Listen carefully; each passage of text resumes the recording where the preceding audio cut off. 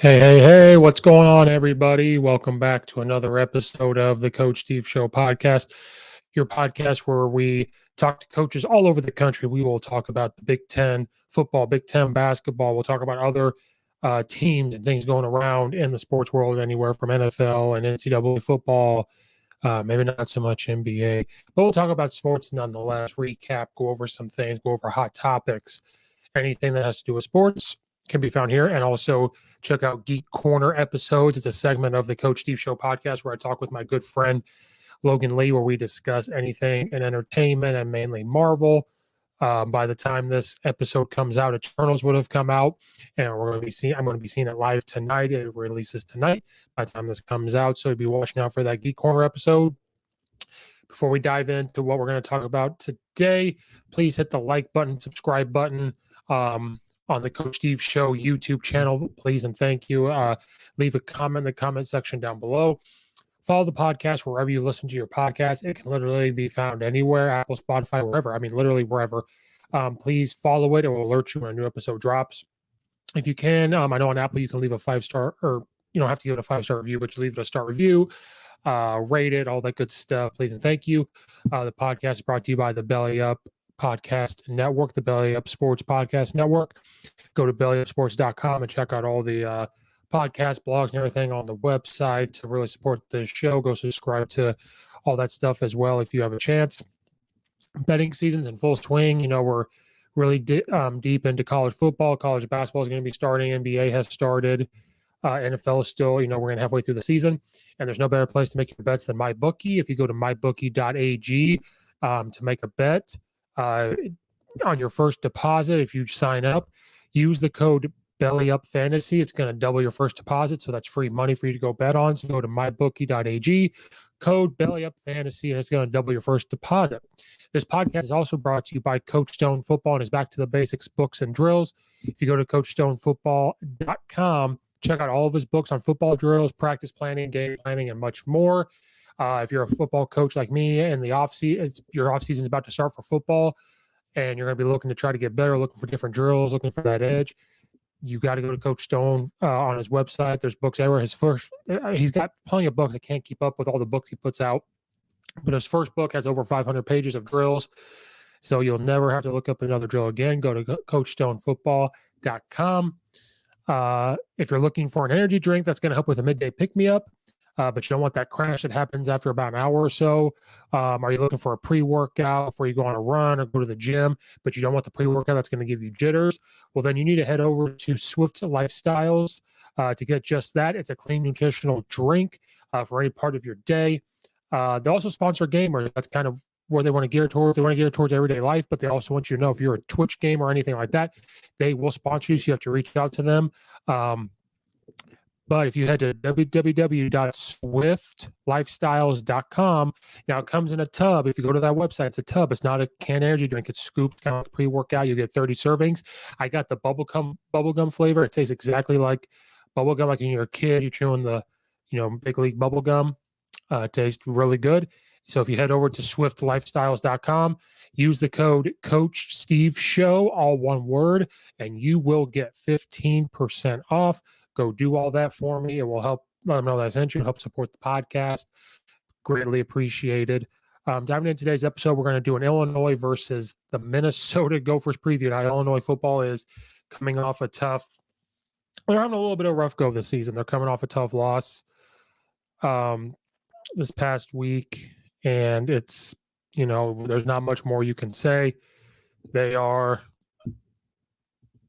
I guess they're struggling. Now Rutgers was not a bad team, but you lose 20-14, and you lose because on offense we couldn't get the run game going. The one thing that Illinois is hanging their hat on all year, and it's one thing Coach Bielema wants to do. I think Coach Peterson wants to do it as well, their offensive coordinator.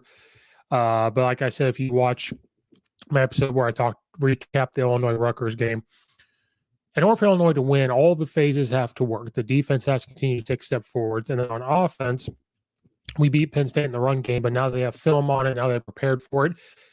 Now you really have to have your quarterback play pick up. And what I mean by that is, you'll win some games here and there, but in order to really consistently win, Illinois is that type of team right now, and maybe next year, kind of depends on what recruits we're going to get. But that may take about 2 years before Coach Bielema's system's really set in place and the recruits are really in.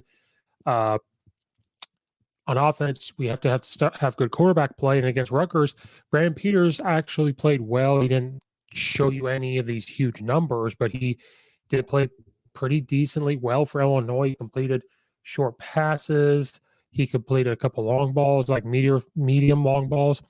So he did what he had to do. We just couldn't get the run game going. The defense was struggling in the run game, stopping the run, which then opened up the pass a little bit, but we let the quarterback run. We let all that happen. Minnesota has been an interesting team. In the COVID year, they did not play the best. Illinois got the better of them under Lovie Smith last year. And Minnesota, they had gone, I believe, 11-2 in 2019. And then so last year they took a big step backwards. So this year it was, what's going to happen? What kind of team is Minnesota going to have? And it did not look good for them at first. So we're going to talk about Minnesota right now. Minnesota under PJ Fleck. Now, PJ Fleck, this was going to be a year, and I was on a different podcast, and I said, I think he's a good motivator, but we got to see about recruiting. Minnesota is a tough place to recruit because it's cold. It's not a place that necessarily wins. He's a culture guy, so it talks about, can we get the recruits? Can they get the recruits in? And then on top of that, can they coach because of the bad year they had? They got beat by Illinois, they got whipped by Michigan, and all this stuff. So you start off with Ohio State, and they lose 45-31. But even then, it was a very, very close game. But then you play Miami of Ohio. Now, give Miami of Ohio credit. They played tough with Minnesota, and Minnesota won 31-26. So at that point, everybody, and even myself, said Minnesota is not this amazing, great team. Yeah, they're a tough team. PJ Fleck's going to have them play tough and everything else. You're not going to take that out of them. He's going to have them playing tough. But then you beat Colorado, who I think has a great offensive coordinator. You beat them 30-0. So now it's like, okay, are they good now? Are they playing better? Then you lose to Bowling Green, who is not very good. They have not been good since Coach Dino Babers left. They have been terrible, and you lose 14-10. So now it's like, okay, now they're back down here on this roller coaster. Then you come in and you play Purdue in a monsoon, and you pull out a win 20-13 at the end of the game. Okay, now we're coming back up on the roller coaster. Then you're playing Nebraska, who Nebraska we all know is in a free-for-all. How does Scott Frost still have a job? And you beat them 30-23. So now we're kind of coming back on the roller coaster. It's kind of flattening out. Then you play Maryland, beat them 34-16. So now it's starting to go back up. Then Northwestern 41-14. So now you're coming back up. So right now Minnesota is sitting at 6-2. So this Minnesota team is just up and down. It's this roller coaster. Their Minnesota's quarterback has been the leading passer in a lot of those games. He right now is 87 of it, of 143, 1,117 yards, 6 touchdowns, but he has 5 interceptions. But they're going to run the ball. Their leading rusher, Potts, has 112 carries for 552 yards and 6 touchdowns. They're pretty balanced. They really heavily rely on their defense. So Minnesota's going to play tough. This is not they're 6-2 right now. 84% is picking them to win. Right now, Minnesota is a -14.5 favorite. Like, that is big time, and I think it's because Illinois couldn't get the run game going. What's their defense going to do? What's Brandon Peters going to do? And all this stuff. Minnesota's defense has played better. That's kind of what they're hanging their hat on. If Minnesota's defense continues to tackle well, they keep flying to the ball, they're going to try to make sure that they get Minnesota's offense is doing what Illinois needs to do. They need to take time off the clock and sustain drives, take what the defense is giving them. But Minnesota is playing better, and that's kind of where their success is coming. Everybody out there is a numbers person, so we'll go through the numbers. Minnesota is averaging 28.4 points a game. They're only giving up 18.9, so their defense is playing well, which allows Minnesota's offense to go out there and make plays. They're distributing the ball pretty well. They're getting 370 yards a game. They really rely on rushing the ball. They average 222 rushing yards a game. They're only getting about 147 passing yards. So Minnesota knows they are going to run the ball. They're going to take time off the clock to make sure the other team doesn't have their offense on the field a lot. Their defense has been playing well. They're only giving up 303 yards a game. They're averaging 210 passing yards, but their rush defense has been amazing in these games. They're only giving up 92.9 rush yards. Illinois is averaging 17.1 points a game. They're giving up 23.3 points a game. We're only getting 324 yards. We're only getting 144 passing yards, but we are getting 179 rushing yards. We're giving up 402 yards a game. We're giving up 241, and now we are giving up 160 yards rushing a game. Minnesota's averaging 222. So Minnesota's going to look to run the ball. So Illinois is just going to have to. They've started to really hop into more of their three down, their odd man front. Now they will have a stand-up defensive end / linebacker, so you're still getting that 4-man look. It's still going to look at like you're going to get that 4-man pressure, but I think to kind of stop the run, maybe you need to go back to the 4 down front and really try to make sure that you bounce it to the outside, get back in that 4-2-5 look. So that way, if Minnesota does try to bounce it to the outside, you're outside contained, the safeties can kind of fly up. And I think Illinois just have to say, okay, again, when you try to make the team one-dimensional, in my opinion, unless they're Illinois, like if you can't, I kind of prove myself wrong in this and prove myself right. I think that if a team is really, really, really, really good at one thing and they're just really, really, really, really bad at the other, you got to take away the thing they're really good at and force them into things they're not good at. So I don't think necessarily all the time when you make a team one-dimensional that it's the right choice. Now against Illinois, if you take away the run game, you're going to probably win.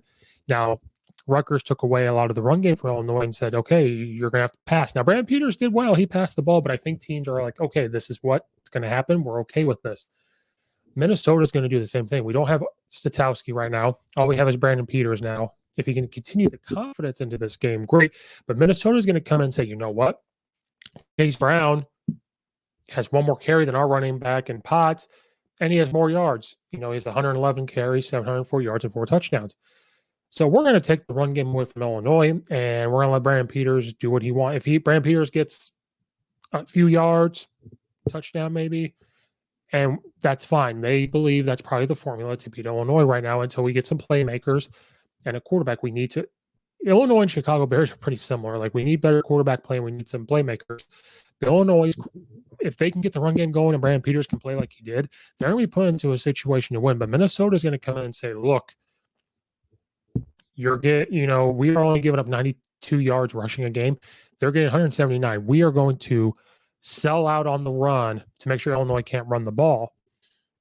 And we're just going to have to live and die by Brandon Peters passing the ball. We're going to have to force them into passing situations. We're going to have to get them in 2nd and long and 3rd and long, maybe try to get them some penalty, like that type of thing.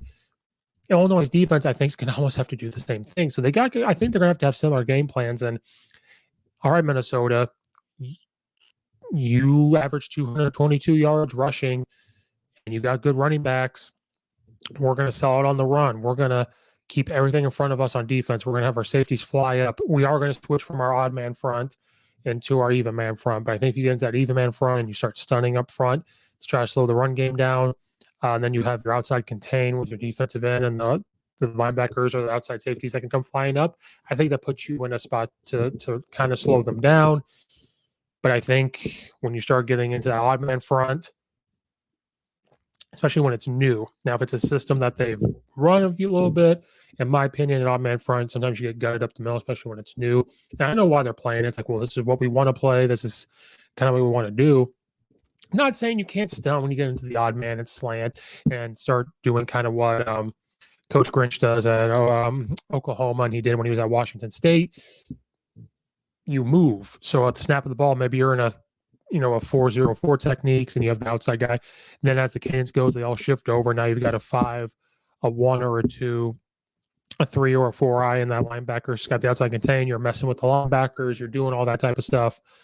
But for Illinois on offense, they got to figure out how to run the ball. They did not run it pretty well against Rutgers.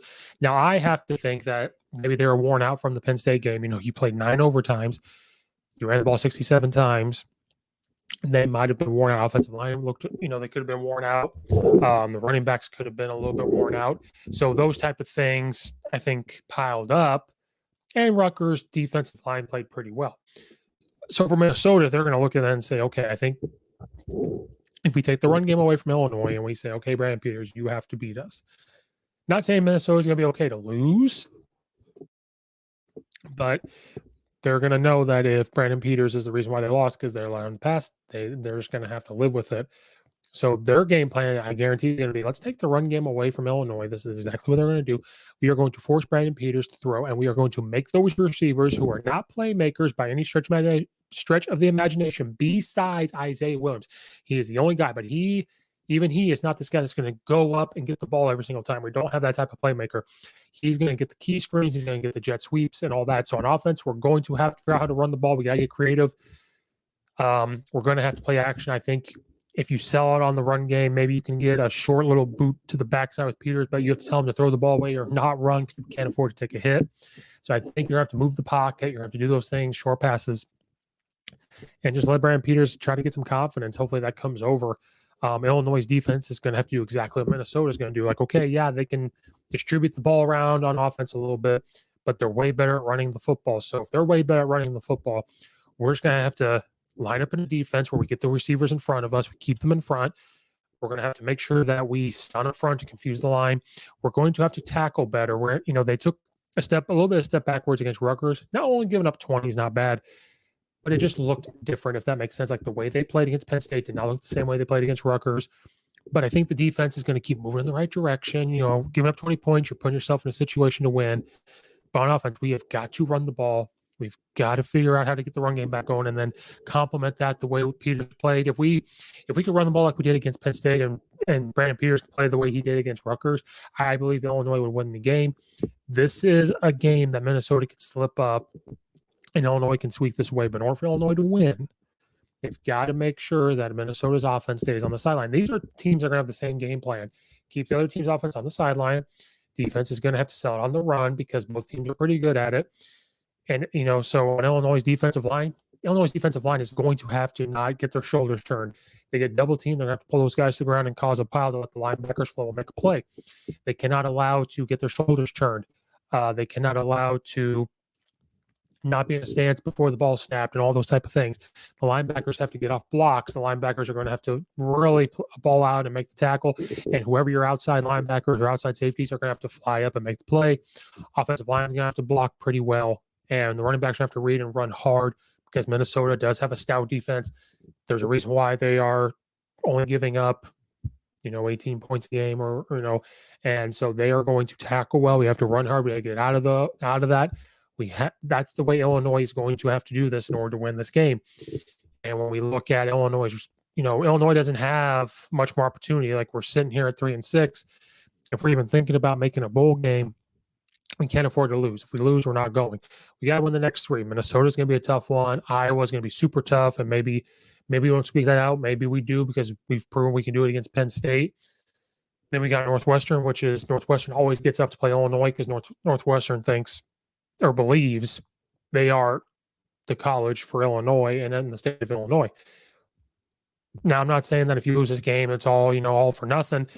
This is a huge culture rebuild for Brent Bielema. I don't think people, someone commented on this when I posted it somewhere saying there's enough fans out there for someone to do a podcast like insulting me. And guess what? I really don't care what you think because Illinois has been my team since birth. I grew up 20 minutes from the campus. So yes, Illinois is not this football program that's, it was historic way back then. And once in a great while, Illinois gets a decent team that makes us very, very proud. But people outside of the program that don't watch or don't pay attention don't realize what kind of situation we were in after Ron Zook and that whole situation that happened with the next coach that came in. And the big credit I give to Levy Smith is they kind of put the glue back together, kind of got the ball rolling, him and Josh Whitman, the athletic director. So yes, I want Illinois to do well. Yes, it's frustrating when they don't do well. I want them to do well. And I understand this is not Alabama. This is not even a Michigan. This isn't even like an Auburn.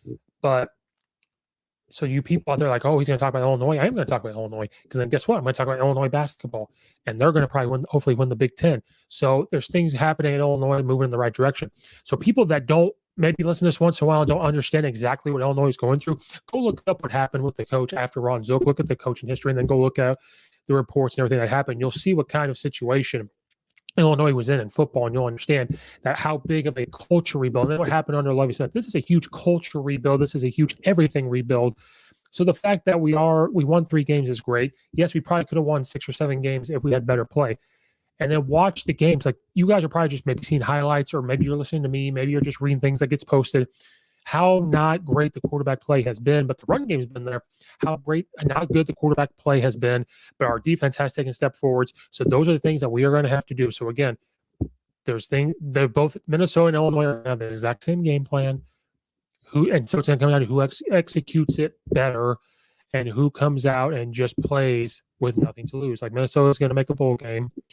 Illinois got to come out and play freely, nothing to lose, not afraid to make a mistake. They just have to play confident and fast. They do those type of things, they are going to be put into a situation to win. I actually don't even want to pick this game because Illinois, like I said, Illinois is a team where you don't know. They came out and do what they did against Penn State, then they come out and do what they do against Rutgers. So Illinois can come out and do what they did against Penn State, and they'll beat Minnesota. They come out and play like they did against Rutgers, they will lose. So they're just both got the same game plan. It could possibly be a low-scoring game in the 20s again because Illinois' defense is playing a lot better, regardless of what people think. They have to watch the games and everything else like that. But there's my Illinois versus Minnesota preview. Thank you guys so much for listening. Go check out all the other episodes. Go check out all the affiliates in the description below. Keep staying tuned to all the weekly episodes. Again, we're going to have the Geek Corner coming back after Eternals comes out, which is I'm excited forward to watching on opening night. I don't think I've watched an opening night movie ever, so it's going to be pretty exciting. Again, check out all the affiliates in the description below. Hit the like and subscribe button for the YouTube channel. Thank you guys so much. And we are gone.